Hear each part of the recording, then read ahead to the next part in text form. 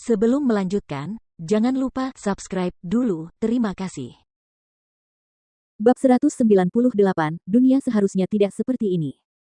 Wilson, yang sudah basah kuyup, dengan hati-hati meraih telepon seluler Jordan. Matanya terbelalak kaget ketika melihat foto-foto yang dikirim Pablo.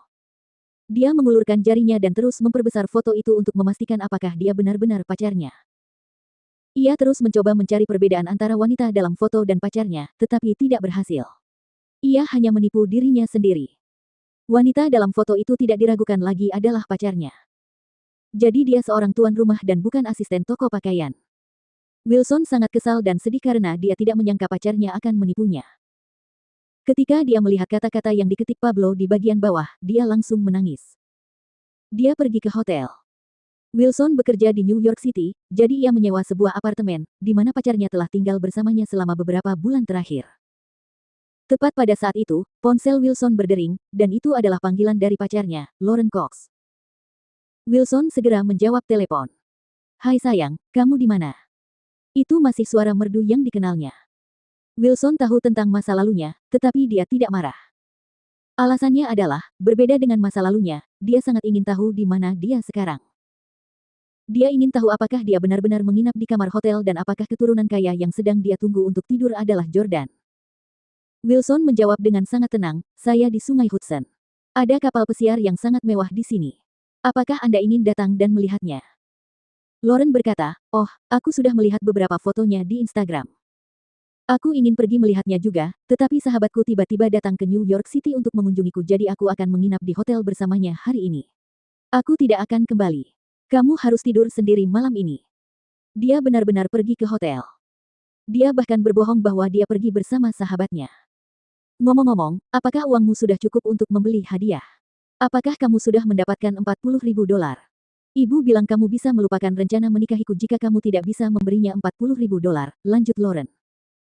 Wilson tiba-tiba menjadi marah dan berteriak, "Aku tidak akan menikahimu." Setelah berkata demikian, dia melemparkan telepon genggamnya keluar jendela kapal pesiar ke sungai. Setelah melakukan hal itu, Wilson berlutut di tanah dan menangis tiada henti. Jordan meraih telepon genggamnya, takut Wilson akan melemparkannya ke sungai juga saat ia sedang impulsif. Ia lalu menepuk bahu Wilson dan menghiburnya, "Kamu tidak perlu khawatir tidak akan bisa mendapatkan istri. Sebagai lulusan universitas bergengsi dan sangat menawan, kamu sangat menarik. Bukankah lebih baik jika kamu menikahi gadis lain yang memiliki tingkat pendidikan dan nilai-nilai yang sama denganmu, dibandingkan dengan Lauren Cox?" Jordan mengambil sebotol anggur merah dan menyerahkannya kepada Wilson. "Pergilah mandi di lantai bawah dan lepaskan penatmu." Menenggelamkan kesedihannya dalam anggur memang yang dibutuhkan Wilson. Ia berkata, "Terima kasih, Tuan." Wilson lalu menuju ke bawah. Setelah Wilson pergi, Russell datang dan bertanya, apakah pacarnya seorang tuan rumah. Jordan mengetuk salah satu gambar di ponselnya dan menunjukkannya kepada Russell. Ia kemudian berkata, "Tuan Miller, Anda hampir melakukan hal buruk dengan niat baik. Jika Anda benar-benar memberinya $20.000 untuk menikahi wanita itu, bukankah ia akan menyesalinya seumur hidupnya?" Russell berkata dengan dingin, "Apakah menurutmu apa yang kau lakukan itu benar?" "Bukankah begitu?" tanya Jordan. Dengan membiarkan Wilson mengetahui kebenaran, dia menyelamatkannya dari banyak pengeluaran yang tidak perlu tanpa masalah sama sekali. Russell menyalakan sebatang rokok lagi dan berkata, "Jordan, kamu masih terlalu muda. Biarkan aku ceritakan seperti apa dunia ini. Sekalipun gadis itu dulunya seorang tuan rumah, tak ada salahnya mereka menikah.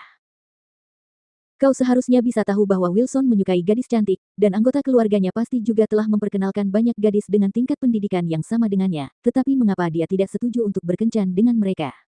Mengapa dia bersikeras pada gadis ini? Karena dia cantik. Bayangkan saja kalau ada cewek yang juga cantik dan seperti dia, lulusan universitas ternama yang juga berpenghasilan ribuan dolar per bulan dan juga berasal dari keluarga yang sama dengannya. Biar aku tanya, kenapa gadis seperti itu bisa menyukai Wilson? Tahukah kau berapa banyak pilihan yang bisa dimiliki gadis seperti itu? Wilson hanya pantas mendapatkan wanita seperti pacarnya jika dia menginginkan wanita cantik. Wanita cantik dari keluarga bangsawan hanya milik orang kaya dan berkuasa seperti kita. Jika masing-masing dari kita memiliki 10 wanita seperti itu, para lelaki itu tidak akan bisa mendapatkan satu pun. Inilah kenyataannya. Russell tampaknya benar-benar sedikit mabuk. Sejak mereka menaiki kapal pesiar, ia merasa bahwa Jordan menekannya. Ia tidak ingin Jordan minum lebih banyak darinya, jadi ia minum. Walaupun perkataan Russell membuat Jordan tidak senang, dia tahu bahwa Russell sepenuhnya benar. Situasi masyarakat saat ini memang seperti demikian. Russell menuangkan minuman lagi untuk dirinya sendiri dan melanjutkan berbicara. Menurutmu pacarnya tidak pantas mendapatkan rumah dan $40.000? Aku berani bertaruh 20 juta bahwa dengan kecantikan dan keterampilan gadis ini dalam merayu pria, dia masih akan bisa menemukan pria yang bersedia memberinya semua itu dan menikahinya setelah Wilson mencampakkannya. Sekarang ini jumlah wanita lebih banyak daripada pria, dan wanita cantik semakin langka. Kalau kamu tidak mau menikahinya, banyak orang yang mau menikahinya. Wanita jarang sekali terbengkalai. Masalahnya hanya apakah mereka bersedia menikah atau tidak. Hanya pria yang akhirnya tidak dapat menemukan seseorang untuk dinikahi. Jordan menekan tangannya ke meja dengan pelan. Ia tidak membantah Russell dan malah menatap ke depan dengan tatapan datar. Dia bergumam, dunia seharusnya tidak seperti ini. Masyarakat seharusnya tidak seperti ini. Melihat betapa emosionalnya Jordan, Russell menganggap itu membuktikan kebenaran kata-katanya.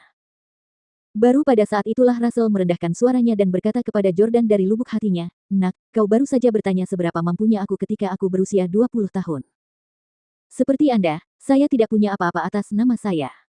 Saat itu, ada seseorang yang saya cintai juga, tetapi dia tidak mau menikah dengan saya, jadi dia menikah dengan pria lain yang jauh lebih tua darinya. Sejak saat itu, aku tahu bahwa hanya laki-laki yang mampu, kaya, dan berkuasa yang bisa mendapatkan wanita yang mereka cintai. Jadi, saya menemukan seorang wanita kaya dan menjadi suami yang tinggal serumah dengannya. Setelah bertahun-tahun bekerja keras, saya akhirnya terbebas dari gelar yang merendahkan itu dan membuat nama untuk diri saya sendiri. Jordan, aku tahu Victoria sangat menyukaimu. Jika sekarang kau masih menjadi presiden S Corporation, aku tidak akan ikut campur dalam urusanmu. Saat kau menikah, aku akan memberimu hadiah besar. Namun, jika kau hanya seorang kurir pengantar barang, maafkan aku, tapi aku akan mengambil Victoria darimu terlepas kau mau atau tidak."